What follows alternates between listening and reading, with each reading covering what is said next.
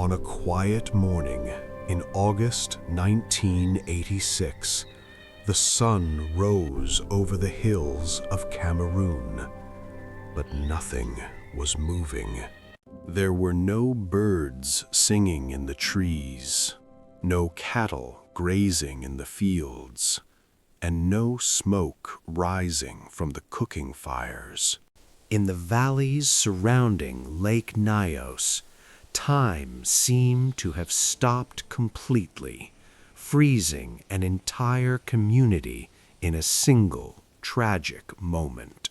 A farmer from a neighboring village approached the area and realized with horror that the silence was unnatural. As he walked closer, he saw hundreds of cows laying on the ground, not asleep, but dead, without a single mark on them. It was the first sign of a disaster so bizarre and so deadly that science had barely ever recorded anything like it before. To understand this tragedy, we must look at Lake Nyos itself, a stunning body of water formed inside a volcanic crater. For generations, the locals believed the lake was home to spirits, and they treated the water with a deep, fearful respect.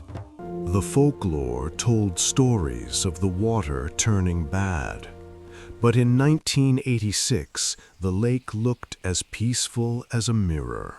On the evening of August 21st, the villagers of Nyos finished their chores and prepared for bed, unaware that the earth beneath them was changing. Deep at the bottom of the lake, tons of carbon dioxide had been seeping from the volcanic magma for centuries, trapped by the water pressure. The lake acted like a shaken champagne bottle, holding back an immense amount of gas that was desperate to escape. Around 9 p.m., something triggered the release, perhaps a landslide, a small earthquake, or just a change in temperature. Suddenly, the water exploded upwards, sending a fountain of water over 300 feet into the air. But it wasn't the water that was the killer. It was the invisible cloud that followed it. A massive cloud of carbon dioxide, heavier than air, spilled over the crater rim and began to flow down the valley like a... This gas cloud moved at 30 miles per hour, silently extinguishing every fire and every living light in its path. In the village of Nyos, people were sleeping when the cloud descended, bringing with it a strange sensation of heat. Survivors later reported hearing a low rumble, followed by a sudden feeling of suffocation that caused them to lose consciousness instantly. Because carbon dioxide displaces oxygen, there was no gasping for air. The villagers simply faded away in their sleep. The cloud continued down the valley for 16 miles, killing insects, birds, livestock, and humans indiscriminately. Those who were standing outside fell where they stood, and those inside their homes never woke up to see the morning. By the time the sun rose, the gas had dissipated, leaving behind a scene that looked like the end of the world. The few who survived woke up groggy and confused, often finding their entire families had passed away in the night. Joseph Nikwane, one of the survivors, described waking up and being unable to speak as if his voice had been stolen. He stumbled out of his house to find the village completely silent, with no movement except the wind in the grass.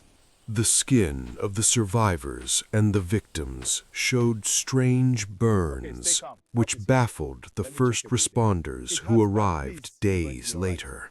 Scientists realized that the gas cloud had been so concentrated, it caused a phenomenon synonymous with frostbite and chemical burns. When the world heard the news, theories ran wild. Some blamed a secret biological weapon test. Others suspected a plague. But the truth was far more terrifying because it was entirely natural.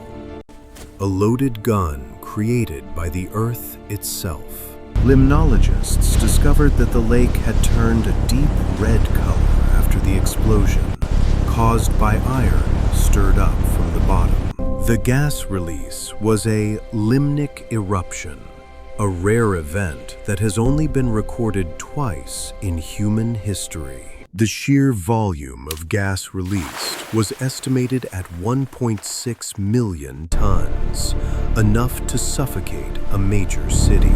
The tragedy of Lake Nyos forced scientists to invent a solution to prevent it from ever happening again. They installed degassing pipes that run to the bottom of the lake, allowing the carbon dioxide to escape safely and gradually. Today, a fountain of water and gas sprays permanently from the lake's surface, a controlled release of the monster below. The villages around the lake remain largely abandoned, reclaimed by nature and the memories of the lost. Survivors move to safer ground, but the psychological scars of that silent night run as deep as the crater itself. Lake Nyos remains beautiful, a jewel in the African hills, but it is a beauty that hides a terrible potential. It serves as a reminder that underneath the most peaceful landscapes, the earth holds powers we can barely comprehend. The 1,700 lives lost in 1986 are not forgotten. They are the silent witnesses to the night the lake took a breath.